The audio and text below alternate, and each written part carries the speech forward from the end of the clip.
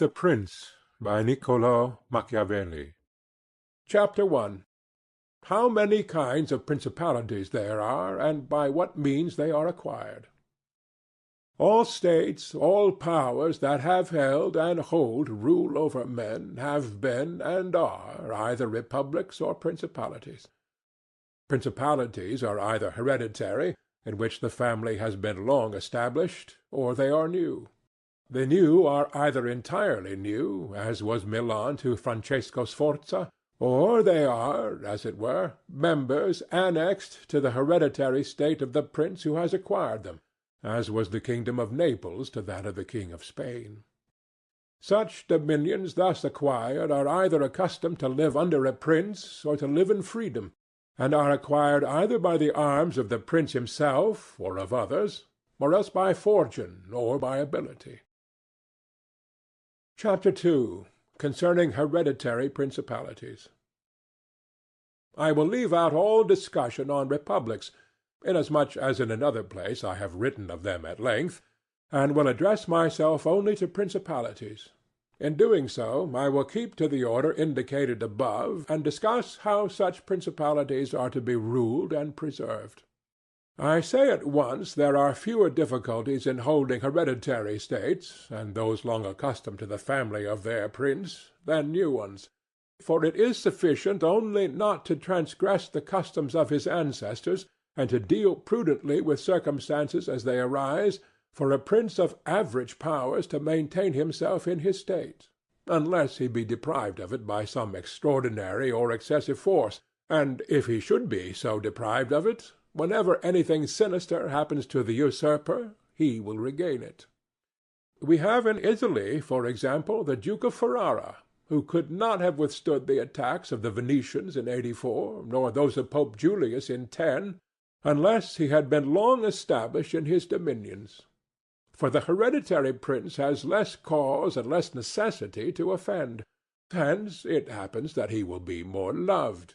And unless extraordinary vices cause him to be hated, it is reasonable to expect that his subjects will be naturally well disposed towards him, and in the antiquity and duration of his rule the memories and motives that make for change are lost, for one change always leaves the toothing for another. Chapter 3. Concerning mixed principalities. But the difficulties occur in a new principality, and firstly, if it be not entirely new, but is, as it were, a member of a state which, taken collectively, may be called composite, the changes arise chiefly from an inherent difficulty which there is in all new principalities. For men change their rulers willingly, hoping to better themselves, and this hope induces them to take up arms against him who rules, wherein they are deceived, because they afterwards find by experience they have gone from bad to worse. This follows also on another natural and common necessity, which always causes a new prince to burden those who have submitted to him with his soldiery and with infinite other hardships, which he must put upon his new acquisition. In this way you have enemies in all those whom you have injured in seizing that principality, and you are not able to keep those friends who put you there, because of your not being able to satisfy them in the way they expected, and you cannot take strong measures against them, feeling bound to them. For although one may be very strong in armed forces, yet in entering a province one has always need of the good will of the natives. For these reasons Louis XII, King of France, quickly occupied Milan and as quickly lost it. And to turn him out the first time, it only needed Lodovico's own forces, because those who had opened the gates to him, finding themselves deceived in their hopes of future benefit, would not endure the ill treatment of the new prince. It is very true that, after acquiring rebellious provinces a second time, they are not so lightly lost afterwards, because the prince, with little reluctance, takes the opportunity of the rebellion to punish the delinquents, to clear out the suspects, and to strengthen himself in the weakest places. Thus, to cause France to lose Milan the first time, it was enough for the Duke Lodovico to raise insurrections on the borders, But to cause him to lose it a second time, it was necessary to bring the whole world against him, and that his armies should be defeated and driven out of Italy, which followed from the causes above mentioned. Nevertheless, Milan was taken from France both the first and the second time. The general reasons for the first have been discussed. It remains to name those for the second, and to see what resources he had, and what any one in his situation would have had, for maintaining himself most securely in his acquisition than did the King of France. Now, I say that those dominions which, when acquired, are added to an ancient state by him who acquires them, are either of the same country and language, or they are not. When they are, it is easier to hold them, especially when they have not been accustomed to self-government, and to hold them securely it is enough to have destroyed the family of the prince who was ruling them, because the two peoples, preserving in other things the old conditions, and not being unlike in customs, will live quietly together, as one has seen in Brittany, Burgundy, Gascony, and Normandy, which have been bound to France for so long a time. And although there may be some difference in language, nevertheless the customs are alike, and the people will easily be able to get on amongst themselves. He who has annexed them, if he wishes to hold them, has only to bear in mind two considerations. The one, that the family of their former lord is extinguished; the other, that neither their laws nor their taxes are altered, so that in a very short time they will become entirely one body with the old principality. But when states are acquired in a country differing in language, customs, or laws, there are difficulties, and good fortune and great energy are needed to hold them. And one of the greatest and most real helps would be that he who has acquired them should go and reside there. This would make his position more secure and durable, as it has made that of the Turk in Greece, who, notwithstanding all the other measures taken by him for holding that state, if he had not settled there, would not have been able to keep it. Because if one is on the spot, disorders are seen as they spring up, and one can quickly remedy them. But if one is not at hand, they are heard of only when they are great, and then one can no longer remedy them. Besides this, the country is not pillaged by your officials. The subjects are satisfied by prompt recourse to the prince. Thus, wishing to be good, they have more cause to love him, and wishing to be otherwise, to fear him. He who would attack that state from the outside must have the utmost caution. As long as the prince resides there, it can only be wrested from him with the greatest difficulty. The other and better course is to send colonies to one or two places, which may be as keys to that state, for it is necessary either to do this, or else to keep there a great number of cavalry and infantry. A prince does not spend much on colonies, for with little or no expense he can send them out and keep them there, and he offends a minority only of the citizens from whom he takes lands and houses to give them to the new inhabitants, and those whom he offends, remaining poor and scattered, are never able to injure him, whilst the rest, being uninjured, are easily kept quiet, and at the same time are anxious not to err for fear it should happen to them as it has to those who have been despoiled. In conclusion, I say that these colonies are not costly. They are more faithful, they injure less, and the injured, as has been said, being poor and scattered, cannot hurt. Upon this one has to remark that men ought either to be well treated or crushed, because they can avenge themselves of lighter injuries, of more serious ones they cannot. Therefore the injury that is to be done to a man ought to be of such a kind that one does not stand in fear of revenge. But in maintaining armed men there in place of colonies, one spends much more, having to consume on the garrison all the income from the state, so that the acquisition turns into a loss, and many more are exasperated, because the whole state is injured. Through the shifting of the garrison up and down, all become acquainted with hardship, and all become hostile, and they are enemies who, whilst beaten on their own ground, are yet able to do hurt. For every reason, therefore, such guards are as useless as a colony is useful. Again, the prince who holds a country differing in the above respects ought to make himself the head and defender of his less powerful neighbors, and to weaken the more powerful amongst them, taking care that no foreigner as powerful as himself shall, by any accident, get a footing there. For it will always happen that such a one will be introduced by those who are discontented, either through excess of ambition or through fear, as one has seen already. The Romans were brought into Greece by the Aetolians, and in every other country where they obtained a footing they were brought in by the inhabitants. And the usual course of affairs is that, as soon as a powerful foreigner enters a country, all the subject states are drawn to them, moved by the hatred which they feel against the ruling power. So that in respect to those subject states he has not to take any trouble to gain them over to himself, for the whole of them quickly rally to the state which he has acquired there.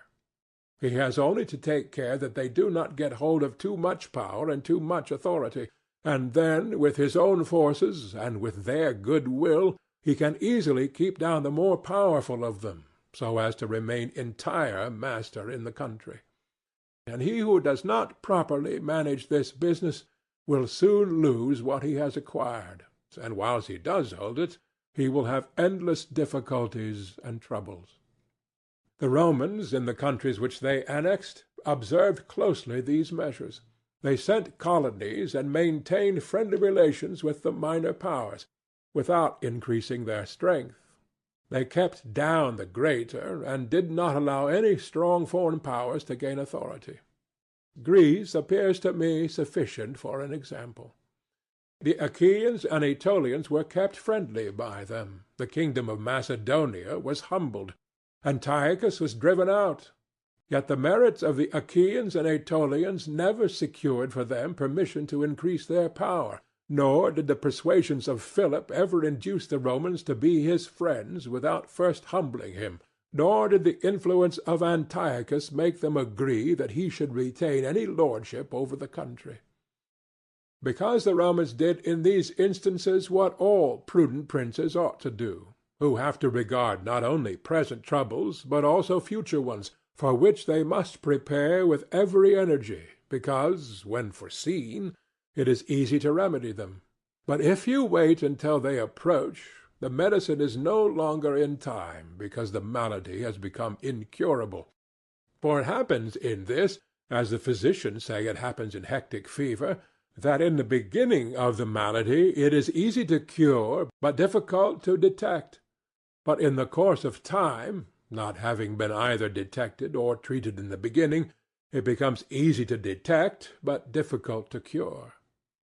This it happens in affairs of state, for when the evils that arise have been foreseen, which it is only given to a wise man to see, they can be quickly redressed, but when, through not having been foreseen, they have been permitted to grow in a way that every one can see them, there is no longer a remedy. Therefore the Romans, foreseeing troubles, dealt with them at once, and even to avoid a war would not let them come to a head, for they knew that war is not to be avoided, but is only to be put off to the advantage of others. Moreover, they wished to fight with Philip and Antiochus in Greece, so as not to have to do it in Italy. They could have avoided both, but this they did not wish. Nor did that ever please them which is forever in the mouths of the wise ones of our times. Let us enjoy the benefits of the time, but rather the benefits of their own valor and prudence. For time drives everything before it, and is able to bring with it good as well as evil, and evil as well as good. But let us return to France, and inquire whether she has done any of the things mentioned.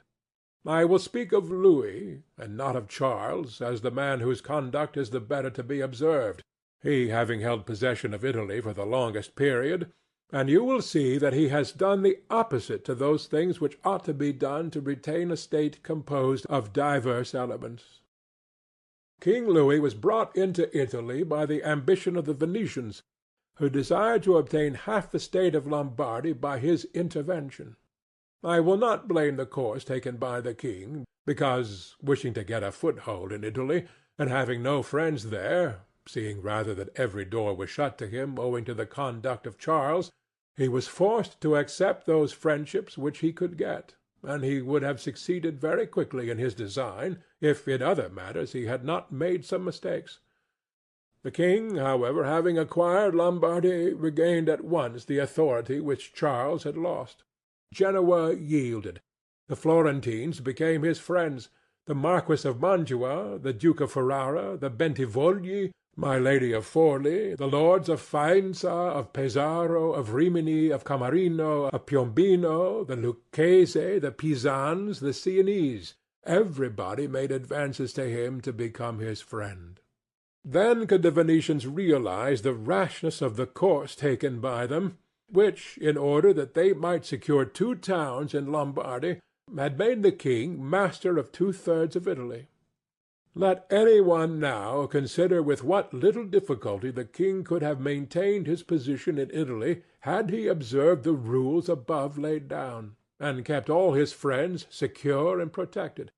For although they were numerous, they were both weak and timid, some afraid of the church, some of the Venetians, and thus they would always have been forced to stand in with him, and by their means he could easily have made himself secure against those who remained powerful.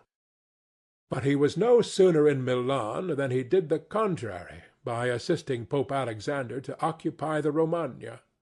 It never occurred to him that by this action he was weakening himself, depriving himself of friends and of those who had thrown themselves into his lap, whilst he aggrandized the Church by adding much temporal power to the spiritual, thus giving it greater authority. And having committed this prime error, he was obliged to follow it up, so much so that, to put an end to the ambition of Alexander, and to prevent his becoming the master of Tuscany, he was himself forced to come into Italy. And, as if it were not enough to have aggrandized the Church and deprived himself of friends, he, wishing to have the kingdom of Naples, divides it with the king of Spain, and where he was the prime arbiter in Italy, he takes an associate, so that the ambitious of that country and the malcontents of his own should have somewhere to shelter.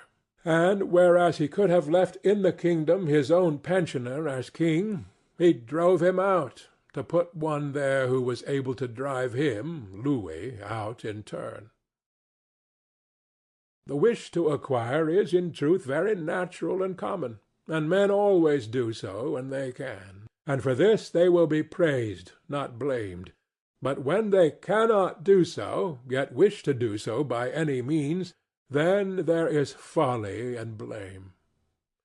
Therefore, if France could have attacked Naples with her own forces, she ought to have done so. If she could not, then she ought not to have divided it. And if the partition which she made with the Venetians in Lombardy was justified by the excuse that by it she got a foothold in Italy, the other partition merited blame, for it had not the excuse of that necessity. Therefore Louis made these 5 errors. He destroyed the minor powers. He increased the strength of one of the great powers in Italy. He brought in a foreign power.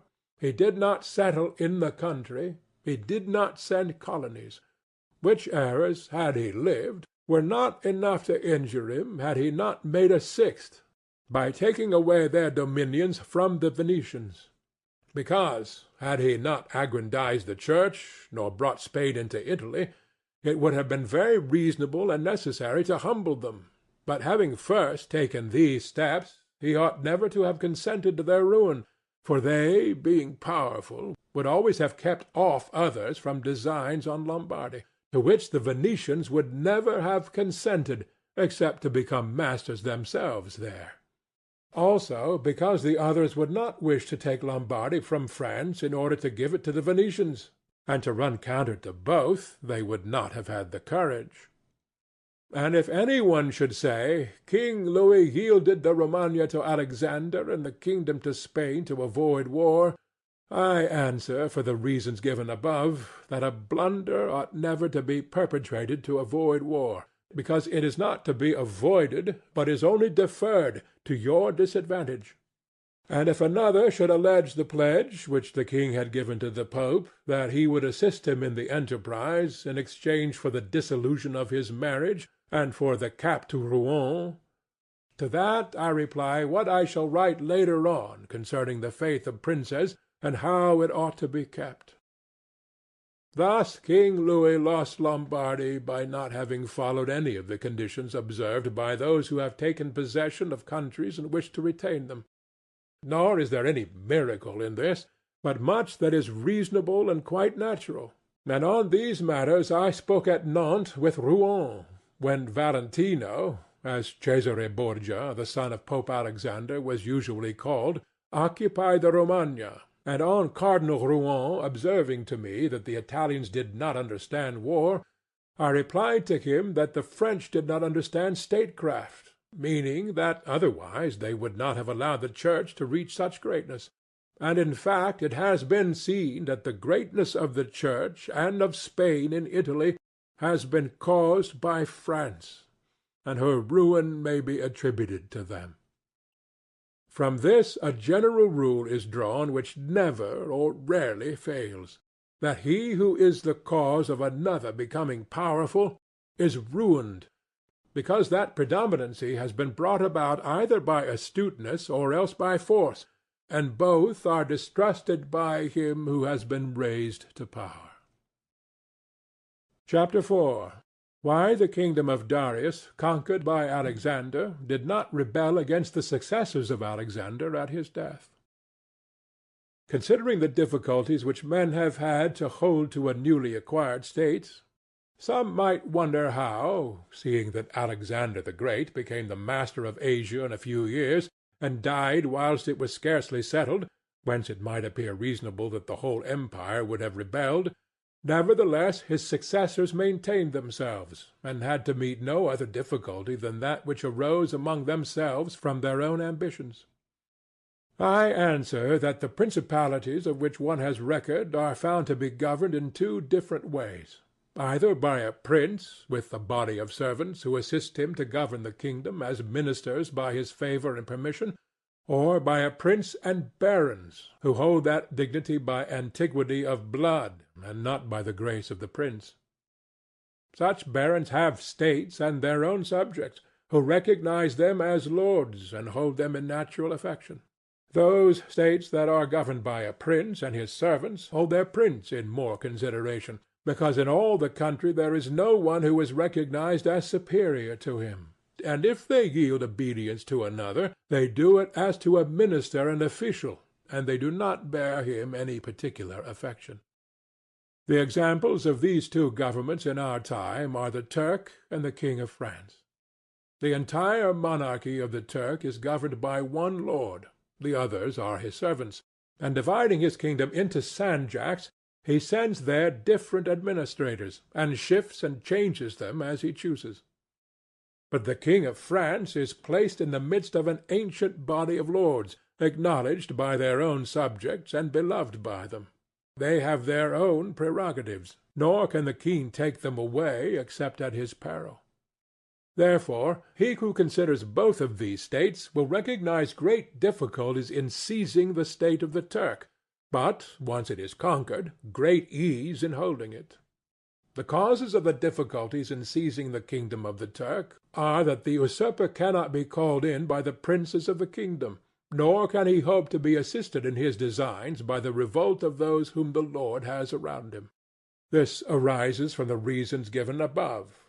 For his ministers, being all slaves and bondmen, can only be corrupted with great difficulty, and one can expect little advantage from them when they have been corrupted, as they cannot carry the people with them, for the reasons assigned.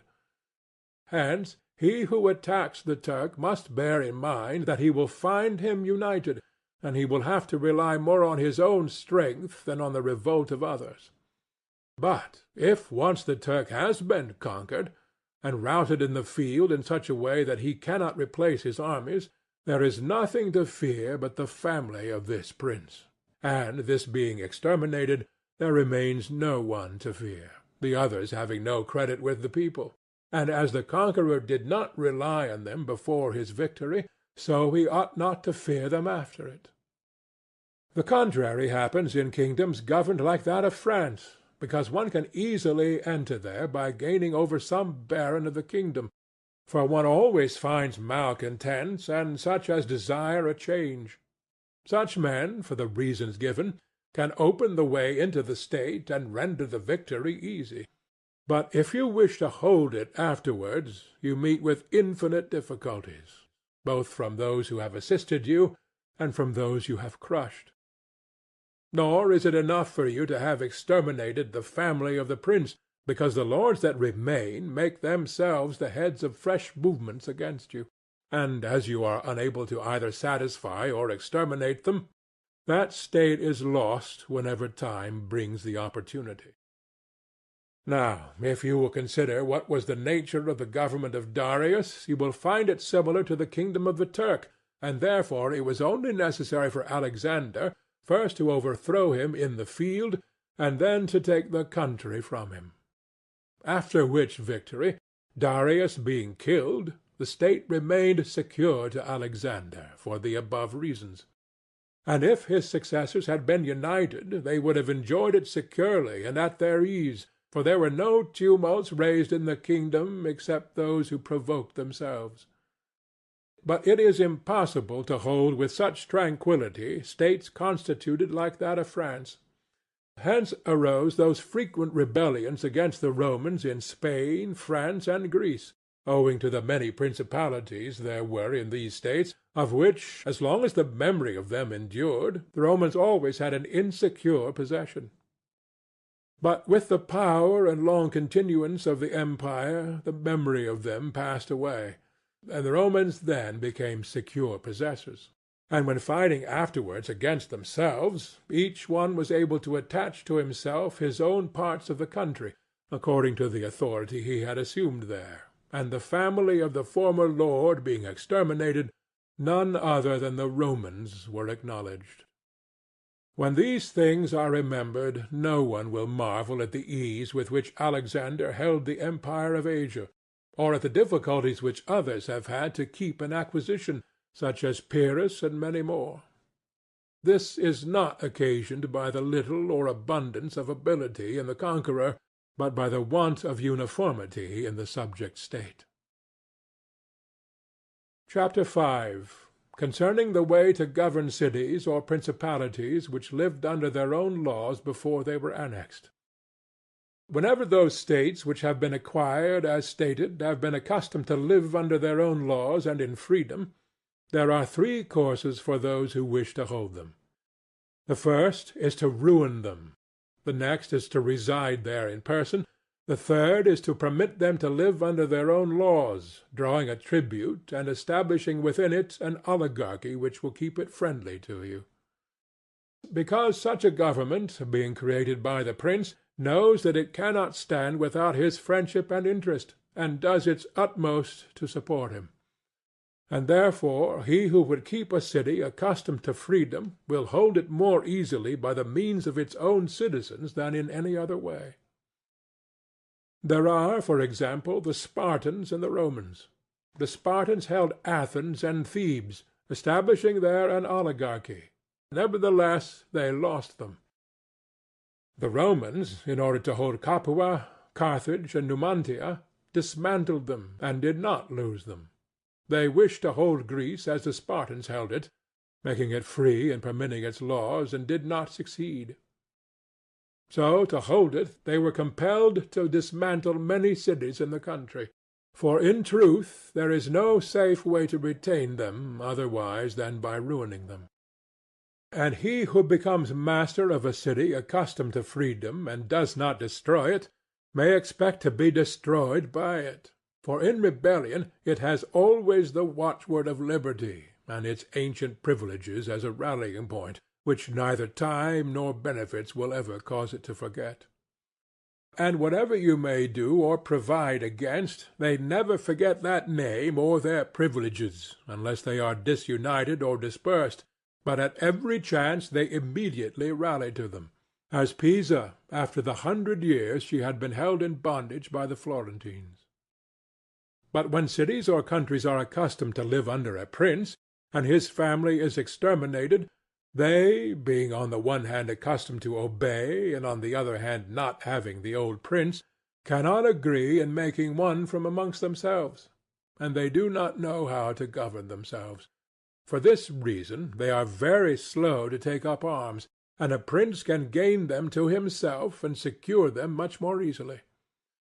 But in republics there is more vitality, greater hatred, and more desire for vengeance, which will never permit them to allow the memory of their former liberty to rest, so that the safest way is to destroy them or to reside there. Chapter 6. Concerning new principalities which are acquired by one's own armies and ability. Let no one be surprised if, in speaking of entirely new principalities, as I shall do, I adduce the highest examples both of prince and of state, because men, walking almost always in paths beaten by others, and following by imitation their deeds, are yet unable to keep entirely to the ways of others or attain to the power of those they imitate. A wise man ought always to follow the paths beaten by great men, and to imitate those who have been supreme, so that if his ability does not equal theirs, at least it will savor of it.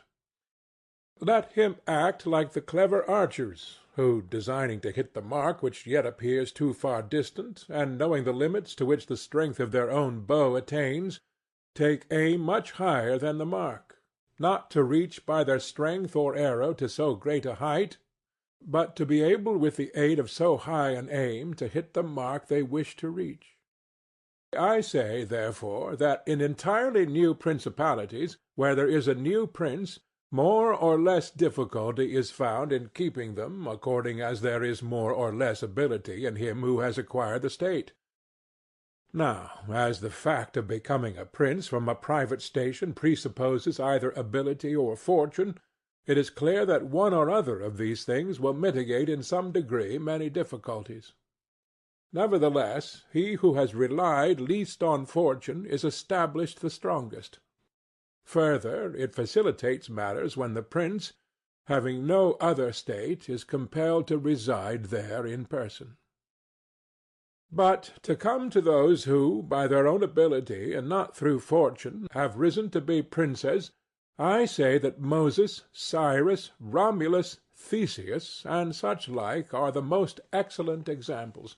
And although one may not discuss Moses, he having been the mere executor of the will of God, yet he ought to be admired, if only for that favor which made him worthy to speak with God.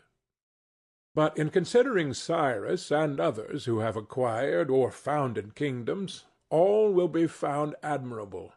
And if their particular deeds and conduct shall be considered, they will not be found inferior to those of Moses, although he had so great a preceptor. And in examining their actions and lives, one cannot see that they owed anything to fortune beyond opportunity, which brought them the material to mold into the form which seemed best to them. Without that opportunity their powers of mind would have been extinguished, and without those powers the opportunity would have come in vain. It was necessary, therefore, to Moses that he should find the people of Israel in Egypt enslaved and oppressed by the Egyptians, in order that they should be disposed to follow him so as to be delivered out of bondage. It was necessary that Romulus should not remain in Alba, and that he should be abandoned at his birth, in order that he should become king of Rome and founder of the fatherland. It was necessary that Cyrus should find the Persians discontented with the government of the Medes, and the Medes soft and effeminate through their long peace. Theseus could not have shown his ability had he not found the Athenians dispersed. These opportunities, therefore, made these men fortunate, and their high ability enabled them to recognize the opportunity whereby their country was ennobled and made famous. Those who by valorous ways become princes, like these men, acquire a principality with difficulty, but they keep it with ease. The difficulties they have in acquiring it rise in part from the new rules and methods which they are forced to introduce to establish their government and its security. And it ought to be remembered that there is nothing more difficult to take in hand, more perilous to conduct, more uncertain in its success, than to take the lead in the introduction of a new order of things. Because the innovator has for enemies all those who have done well under the old conditions, and lukewarm defenders in those who may do well under the new. This coolness arises partly from the fear of the opponents, who had the laws on their side, and partly from the incredulity of men, who do not readily believe in new things until they have had a long experience of them. Thus it happens that whenever those who are hostile have the opportunity to attack, they do it like partisans, while the others defend lukewarmly, in such wise that the prince is endangered along with them. It is necessary, therefore, if we desire to discuss this matter thoroughly, to inquire whether these innovators can rely on themselves or have to depend on others; that is to say, whether, to consummate their enterprise, have they to use prayers, or can they use force? In the first instance they always succeed badly, and never compass anything.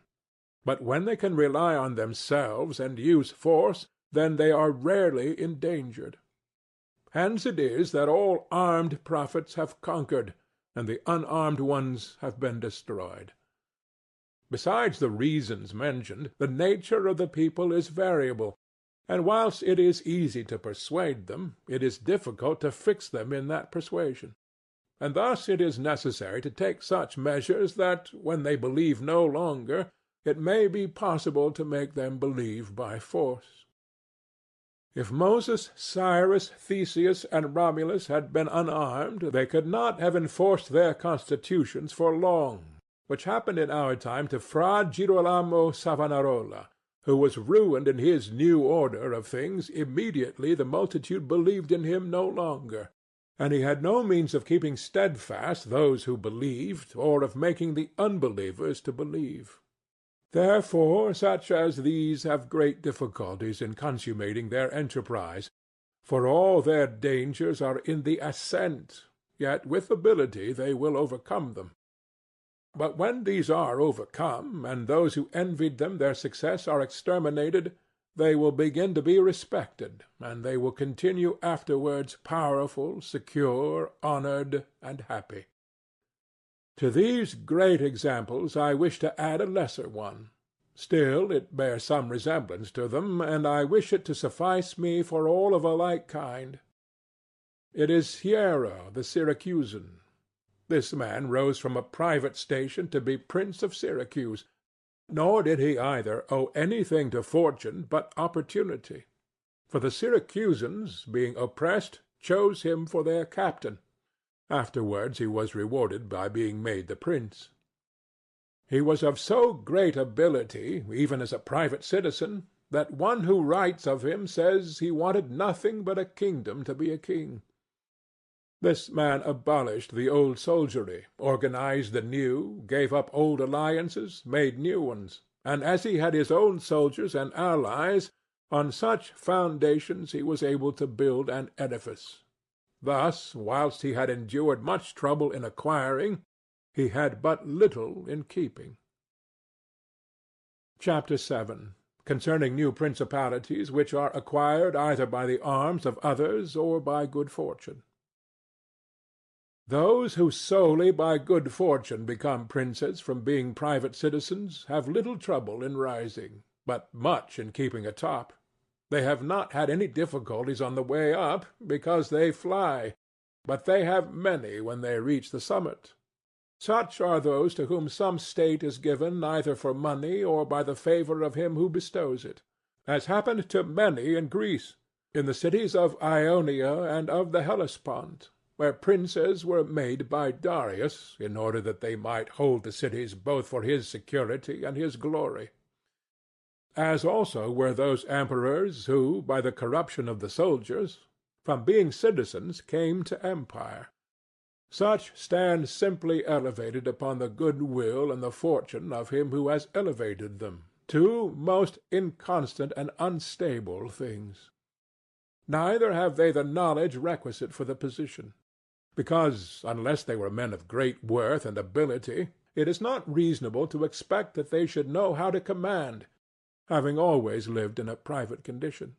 Besides, they cannot hold it, because they have not forces which they can keep friendly and faithful. States that rise unexpectedly, then, like all other things in nature which are born and grow rapidly, cannot leave their foundations and correspondencies fixed in such a way that the first storm will not overthrow them, unless, as is said, those who unexpectedly become princes are men of so much ability that they know they have to be prepared at once to hold that which fortune has thrown into their laps, and that these foundations, which others have laid before they became princes, they must lay afterwards.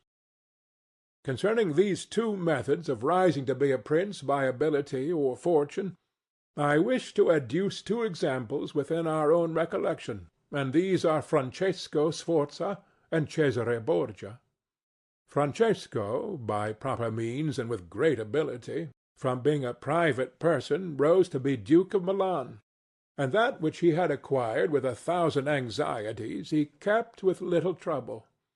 On the other hand, Cesare Borgia, called by the people Duke Valentino, acquired his state during the ascendancy of his father, and on its decline he lost it, notwithstanding that he had taken every measure and done all that ought to be done by a wise and able man to fix firmly his roots in the states which the arms and fortunes of others had bestowed on him.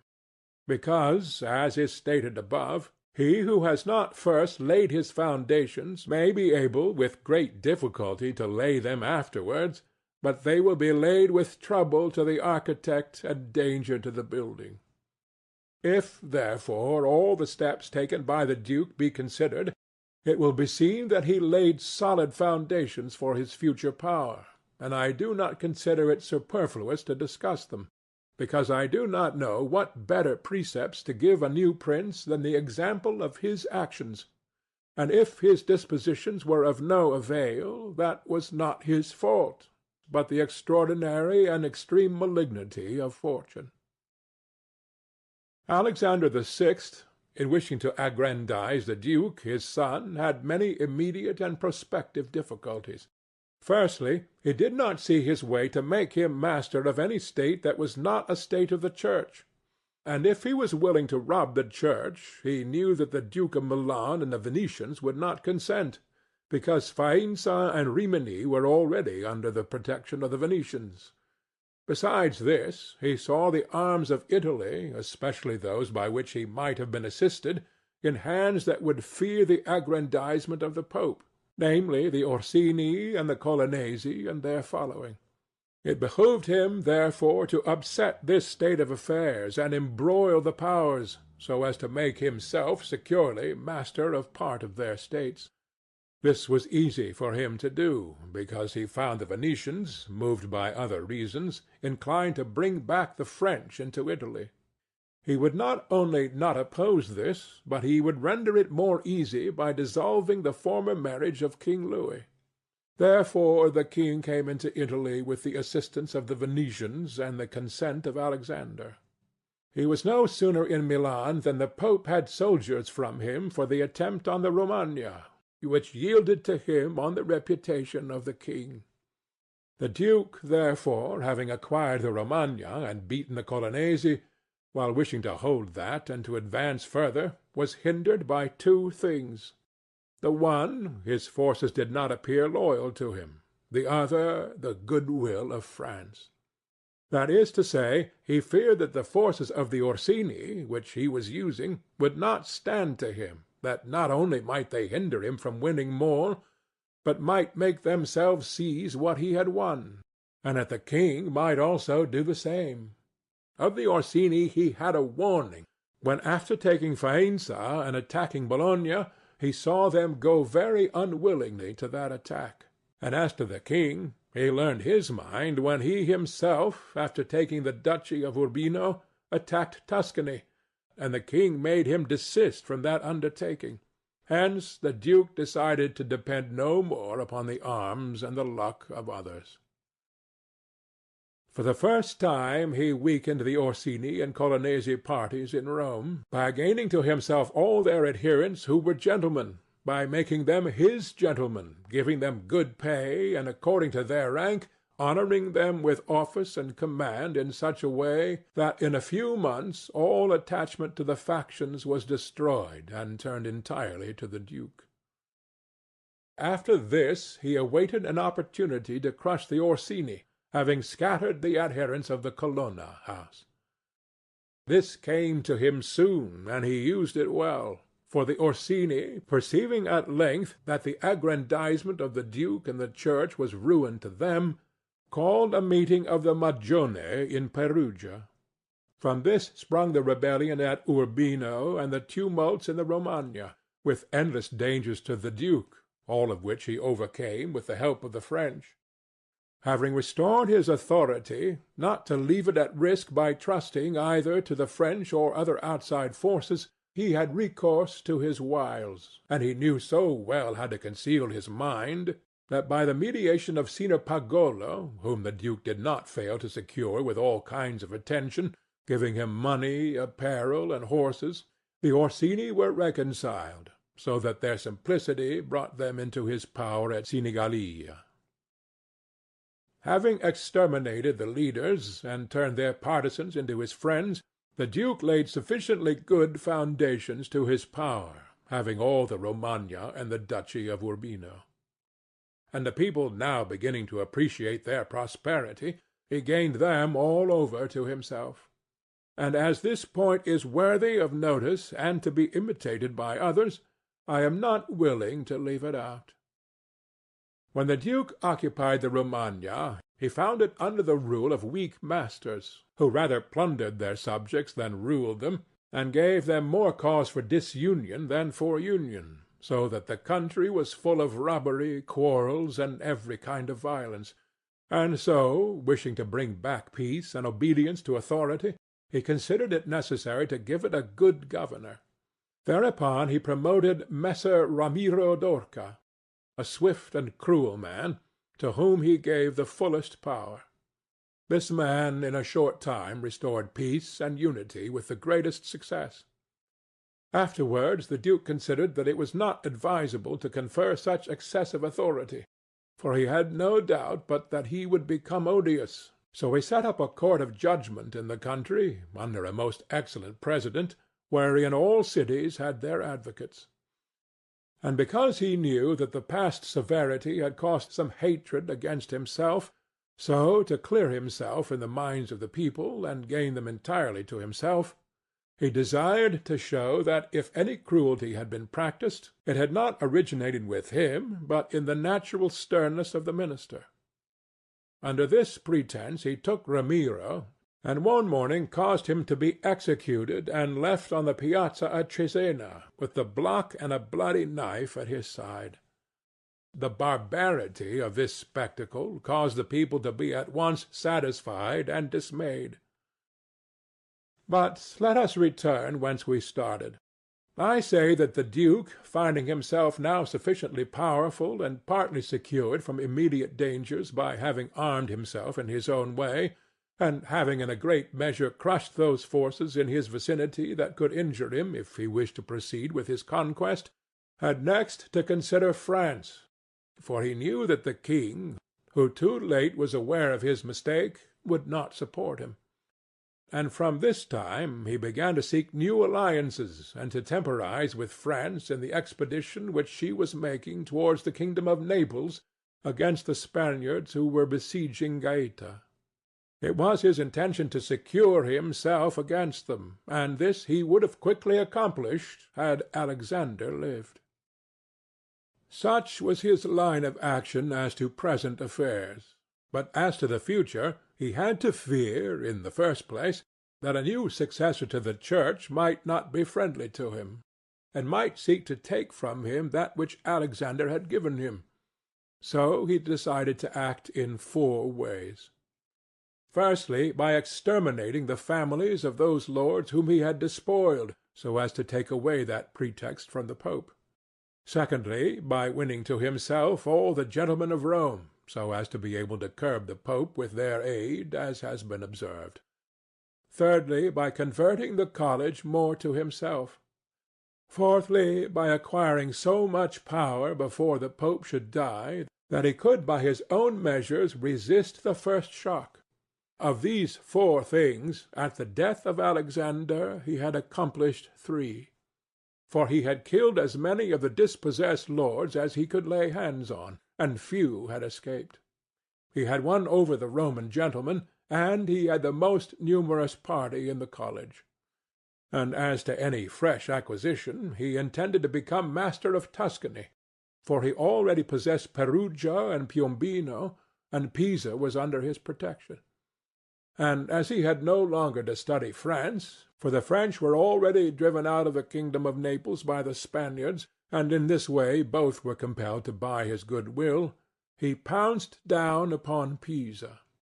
After this, Lucca and Siena yielded at once, partly through hatred and partly through fear of the Florentines, and the Florentines would have had no remedy had he continued to prosper as he was prospering the year that Alexander died, for he had acquired so much power and reputation that he would have stood by himself, and no longer have depended on the luck and forces of others, but solely on his own power and ability.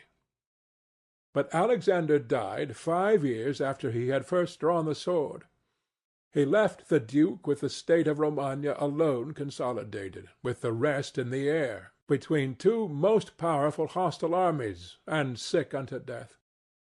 Yet there were in the duke such boldness and ability, and he knew so well how men are to be won or lost, and so firm were the foundations which in so short a time he had laid, that if he had not had those armies on his back, or if he had been in good health, he would have overcome all difficulties.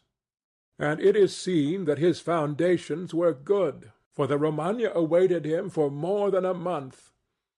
In Rome, although but half alive, he remained secure, and whilst the Baglioni, the Vitelli, and the Orsini might come to Rome, they could not effect anything against him.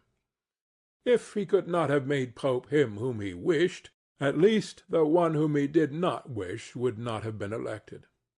But if he had been in sound health at the death of Alexander, everything would have been different to him. On the day that Julius II was elected, he told me that he had thought of everything that might occur at the death of his father, and had provided a remedy for all, except that he had never anticipated that, when the death did happen, he himself would be on the point to die. When all the actions of the duke are recalled, I do not know how to blame him, but rather it appears to be, as I have said, that I ought to offer him for imitation to all those who, by the fortune or the arms of others, are raised to government. Because he, having a lofty spirit and far-reaching aims, could not have regulated his conduct otherwise, and only the shortness of the life of Alexander and his own sickness frustrated his designs. Therefore, he who considers it necessary to secure himself in his new principality, to win friends, to overcome either by force or fraud, to make himself beloved and feared by the people, to be followed and revered by the soldiers, to exterminate those who have power or reason to hurt him, to change the old order of things for new, to be severe and gracious, magnanimous and liberal, to destroy a disloyal soldiery and to create new, to maintain friendship with kings and princes in such a way that they must help him with zeal and offend with caution, cannot find a more lively example than the actions of this man. Only can he be blamed for the election of Julius II, in whom he made a bad choice, because, as is said, not being able to elect a pope to his own mind, he could have hindered any other from being elected pope, and he ought never to have consented to the election of any cardinal whom he had injured or who had cause to fear him if they became pontiffs. For men injure either from fear or hatred. Those whom he had injured, amongst others, were San Pietro ad Vincula, Colonna, San Giorgio, and Ascanio. The rest, in becoming pope, had to fear him, Rouen and the Spaniards excepted. the latter from their relationship and obligations, the former from his influence, the kingdom of France having relations with him. Therefore, above everything, the duke ought to have created a Spaniard pope, and failing him, he ought to have consented to Rouen and not San Pietro ad Vincula. He who believes that new benefits will cause great personages to forget old injuries is deceived. Therefore the duke erred in his choice, and it was the cause of his ultimate ruin. Chapter 8. Concerning those who have obtained a principality by wickedness. Although a prince may rise from a private station in 2 years, neither of which can be entirely attributed to fortune or genius, yet it is manifest to me that I must not be silent on them, although one could be more copiously treated when I discuss republics. These methods are, when, either by some wicked or nefarious ways, one ascends to the principality, or when by the favor of his private citizens a private person becomes the prince of his country.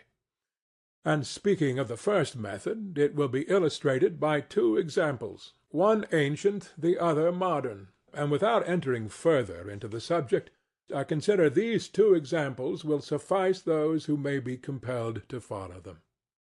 Agathocles, the Sicilian, became king of Syracuse not only from a private, but from a low and abject position. This man, the son of a potter, through all the changes in his fortunes always led an infamous life. Nevertheless, he accompanied his infamies with so much ability of mind and body that, having devoted himself to the military profession, he rose through its ranks to be praetor of Syracuse. Being established in that position, and having deliberately resolved to make himself prince, and to seize by violence, without obligation to others, that which had been conceded to him by assent, he came to an understanding for this purpose with Amilcar the Carthaginian, who with his army was fighting in Sicily. One morning he assembled the people and the senate of Syracuse, as if he had to discuss with them things relating to the republic. And at a given signal the soldiers killed all the senators and the richest of the people. These dead, he seized and held the princedom of that city without any civil commotion. And although he was twice routed by the Carthaginians, and ultimately besieged, yet not only was he able to defend his city, but leaving part of his men for its defence, with the others he attacked Africa, and in a short time raised the siege of Syracuse. The Carthaginians, reduced to extreme necessity, were compelled to come to terms with Agathocles, and, leaving Sicily to him, had to be content with the possession of Africa. Therefore he who considers the actions and the genius of this man will see nothing, or little, which can be attributed to fortune, inasmuch as he attained preeminence, as is shown above, not by the favor of any one, but step by step in the military profession, which steps were gained with 1,000 troubles and perils, and were afterwards boldly held by him with many hazardous dangers. Yet it cannot be called talent to slay fellow-citizens, to deceive friends, to be without faith, without mercy, without religion. Such methods may gain empire, but not glory. Still, if the courage of Agathocles in entering into and extricating himself from dangers be considered, together with his greatness of mind in enduring and overcoming hardships, it cannot be seen why he should be esteemed less than the most notable captain. Nevertheless, his barbarous cruelty and inhumanity, with infinite wickedness, do not permit him to be celebrated among the most excellent men. What he achieved cannot be attributed either to fortune or genius. In our times, during the rule of Alexander VI, Oliverotto da Fermo, having been left an orphan many years before, was brought up by his maternal uncle, Giovanni Fogliani, and in the early days of his youth sent to fight under Pagolo Vitelli, that being trained under his discipline he might attain some high position in the military profession. After Pagolo died, he fought under his brother Vitellozzo, and in a very short time, being endowed with wit and a vigorous body and mind, he became the first man in his profession. But it appearing a paltry thing to serve under others, he resolved, with the aid of some citizens of Fermo, to whom the slavery of their country was dearer than its liberty, and with the help of Vitelleschi, to seize Fermo. So he wrote to Giovanni Fogliani that, having been away from home for many years, he wished to visit him and his city, and in some measure to look upon his patrimony. And although he had not labored to acquire anything except honor, yet, in order that the citizens should see he had not spent his time in vain, he desired to come honorably, so would be accompanied by 100 horsemen, his friends and retainers, and he entreated Giovanni to arrange that he should be received honorably by the Fermians, all of which would not be only to his honor, but also to that of Giovanni himself, who had brought him up. Giovanni therefore did not fail in any attention due to his nephew, and he caused him to be honorably received by the Fermians, and he lodged him in his own house, where, having passed some days, and having arranged what was necessary for his wicked designs, Oliverotto gave a solemn banquet, to which he invited Giovanni Fogliani and the chiefs of Fermo.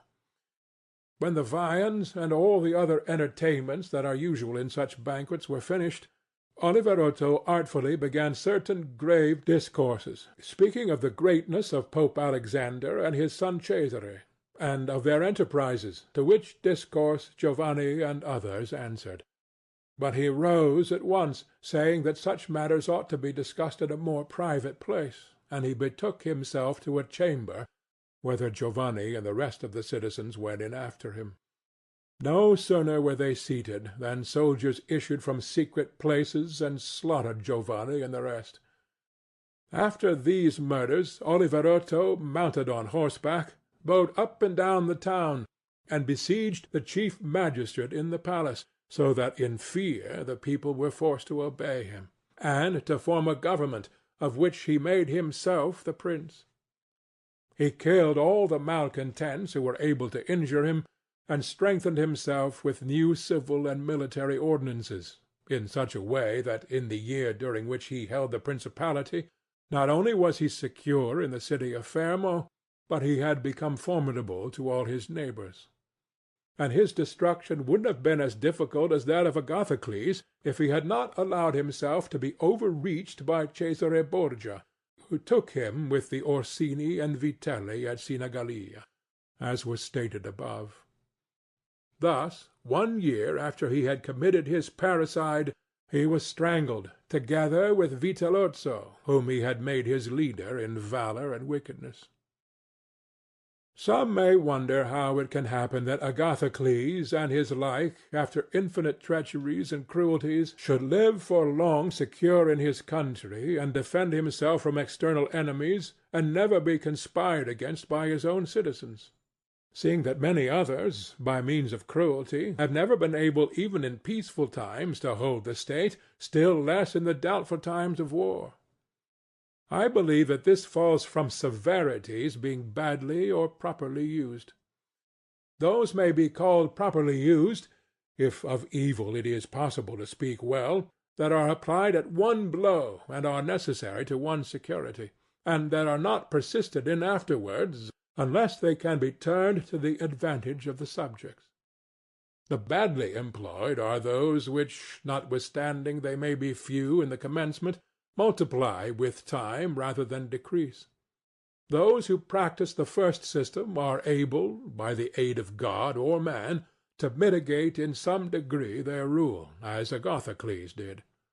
It is impossible for those who follow the other to maintain themselves. Hence it is to be remarked that in seizing a state the usurper ought to examine closely into all those injuries which it is necessary for him to inflict, and to do them all at one stroke, so as not to have to repeat them daily, and thus by not unsettling men he will be able to reassure them, and win them to himself by benefits. He who does otherwise, either from timidity or evil advice, is always compelled to keep the knife in his hand. Neither can he rely on his subjects, nor can they attach themselves to him, owing to their continued and repeated wrongs. For injuries are to be done all at one time, so that, being tasted less, they offend less. Benefits are to be given little by little, so that the flavor of them may last longer. And above all things, a prince ought to live amongst his people in such a way that no unexpected circumstances, whether of good or evil, shall make him change.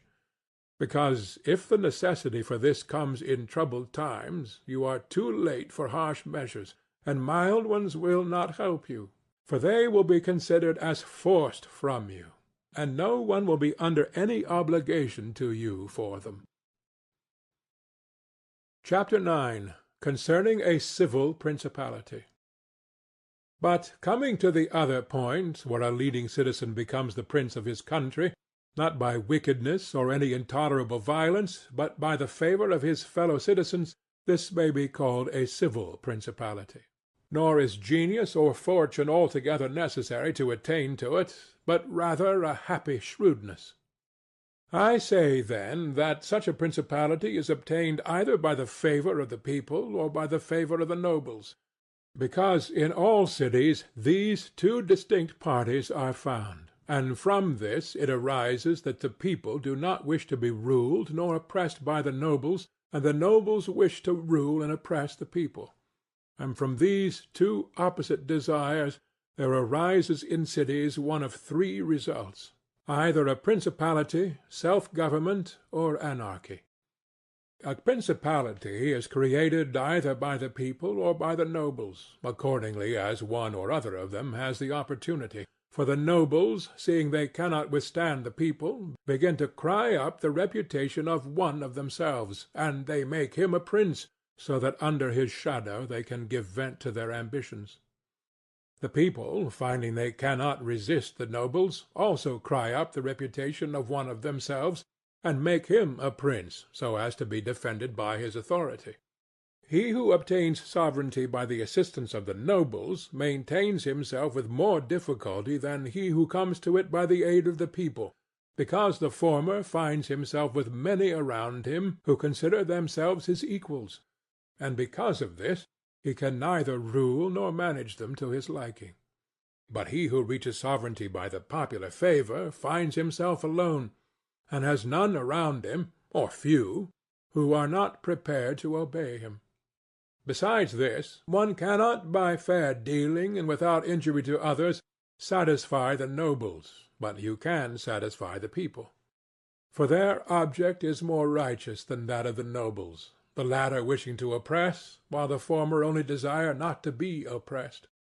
It is to be added also that a prince can never secure himself against a hostile people, because of their being too many, whilst from the nobles he can secure himself, as they are few in number. The worst that a prince may expect from a hostile people is to be abandoned by them.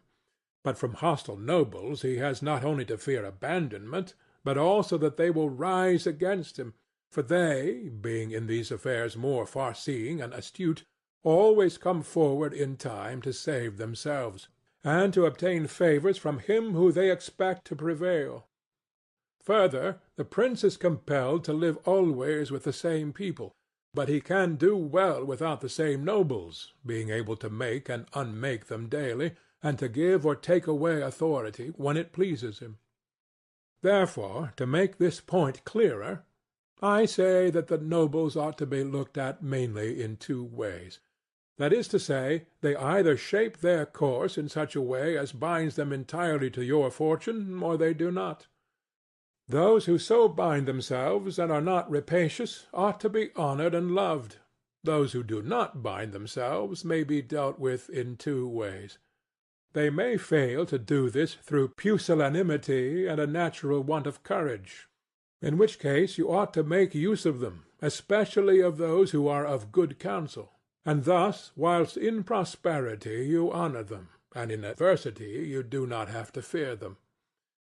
But when for their own ambitious ends they shun binding themselves, it is a token that they are giving more thought to themselves than to you, and a prince ought to guard against such, and to fear them as if they were open enemies, because in adversity they always help to ruin him.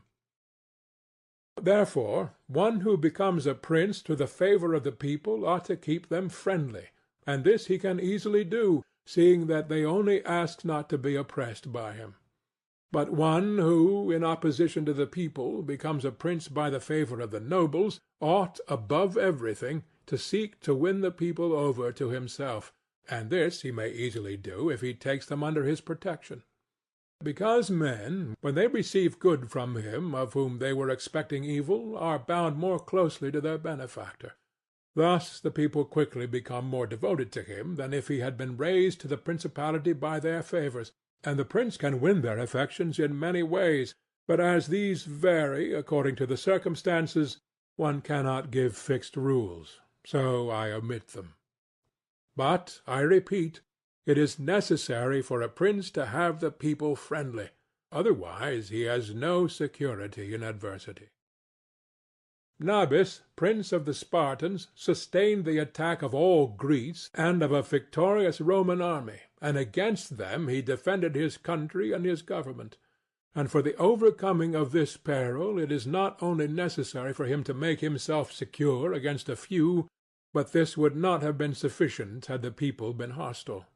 And do not let any one impugn this statement with the trite proverb that he who builds on the people builds on the mud. For this is true when a private citizen makes a foundation there, and persuades himself that the people will free him when he is oppressed by his enemies or by the magistrates; wherein he would find himself very often deceived, as happened to the Gracchi in Rome, and to Messer Giorgio Scudli in Florence. But granted a prince who has established himself as above, who can command, and is a man of courage, undismayed in adversity, who does not fail in other qualifications, and who, by his resolution and energy, keeps the whole people encouraged, such a one will never find himself deceived in them, and it will be shown that he has laid his foundations well. These principalities are liable to danger when they are passing from the civil to the absolute order of government, for such princes either rule personally or through magistrates. In the latter case their government is weaker and more insecure, because it rests entirely on the good will of those citizens who are raised to the magistracy, and who, especially in troubled times, can destroy the government with great ease, either by intrigue or open defiance, and the prince has not the chance, amid tumults, to exercise absolute authority, because the citizens and subjects, accustomed to receive orders from magistrates, are not of a mind to obey him amid these confusions, and there will always be in doubtful times a scarcity of men whom he can trust. For such a prince cannot rely upon what he observes in quiet times, when citizens have need of the state, because then every one agrees with them, they all promise, and when death is far distant they all wish to die for him. But in troubled times, when the state has need of its citizens, then he finds but few. And so much the more is this experiment dangerous, inasmuch as it can only be tried once. Therefore a wise prince ought to adopt such a course that his citizens will always, in every sort and kind of circumstance, have need of the state and of him, and then he will always find them faithful.